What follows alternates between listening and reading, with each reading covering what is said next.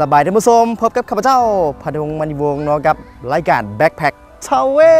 ลเนาะซึ่งรายการของพวกเรานำพาท่านผู้ชมไปท่องเที่ยวบอกว่าจะเป็นนี่แหละหลายๆสถานที่ที่ว่าสร้างนำพาท่านผู้ชมไปท่องเที่ยวกันแต่ว่ามื้อนี้นี่แมนพิเศษกันหน่อยนึงเนาะนำพาท่านผู้ชมมาเที่ยวกันอยู่ที่นี่เลยก็คือเป็นฟาร์มนาเดียสำหรับฟาร์มนี้ก็เรียกว่ามีครบวงจรกันเลยบอกว่าจะเป็นทางด้านสัตว์สาวาสิ่งไว้ซะที่ว่านำพาท่านผู้ชมมาท่องเที่ยวกันมารู้จักกับสัตว์แต่ละชนิดว่าในฟาร์มนี้เพิ่นเลี้ยงจังใดแน่เนาะแต่ว่าตอนนี้อยู่ในฟาร์มกันเป็นทีมห้อยกันแล้วโอ้โหได้ว่าทางด้านหลังนี่ก็เป็นอีกซีซั่นหนึ่ง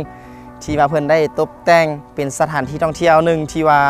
หลากหลายคนเข้ามาท่องเที่ยวกันเนาะจังใดกันแล้วแต่เด้อมื้อนี้มาแล้วมาท่องเที่ยวกันให้แบบเต็มที่กันเลยแต่ว่าบรรยากาศของการท่องเที่ยวเดียวสร้างจะนำพาท่านผู้ชมไปเที่ยวอ้อมเลยอยู่ในนี่จะมีสัตว์อันใดแน่เนาะแต่ว่าตอนนี้นี่แมนไปเบิ่งภาพบรรยากาศรวมๆกันไปเลยท่านนี้เหรอ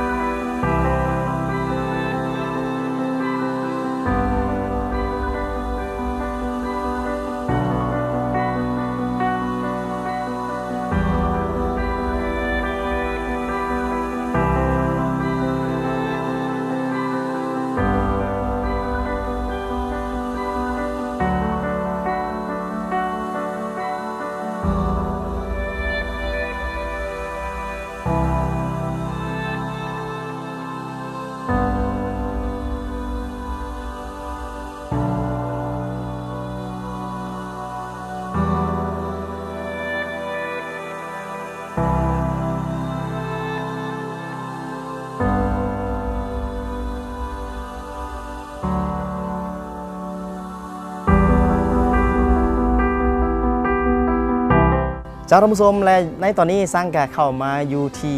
ฟาร์มนาเดียกันแล้วก็สร้างได้นัดกับเจ้าของฟาร์มหรือว่าผู้ดูแลสถานที่อย่างนี้เนาะเพื่อนจะพาพวกเขาไปทัวร์ว่าสัตว์แต่ละชนิดนี่มันมีอย่างนี้ตอนนี้ไปรู้จักกันไปร่วมกับเพื่อนเลย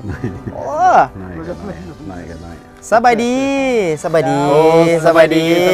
ตอนนี้กำลังให้อย่างยืนดิเดี๋ยวมาเบิ่งต้นไม้เพราะว่าหลังจากดอกมันเริ่มห้วยๆแล้วก็เขาก็สิ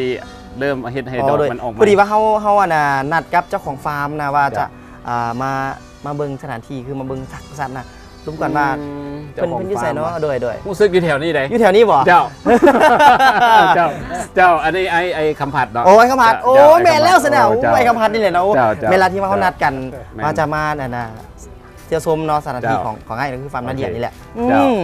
แนะนำกับท่านผู้ชมเลยครับว่าเจ้าของฟาร์มแนะนำกับท่านผู้ชมเลยในตอนนี้ข้าพเจ้าซื้อคำพันธ์ปุลมเป็นเจ้าของฟาร์มนาเดียฟาร์มที่หาก็เปิดเดือน12ปี2017ที่ผ่านมาโดยไล่ก็เป็นเจ้าอันนี้เป็นพอโอ้ยพอสวัสดีพอแล้วมื้อนี้เขานัดกันว่าเขาจะให้อ้ายพาไปทัวร์ว่าสัตว์แต่ละตัวแต่ละชนิดมีหลากหลายเนาะไอ้เว้าเนาะเอาตอนนี้ไปเลย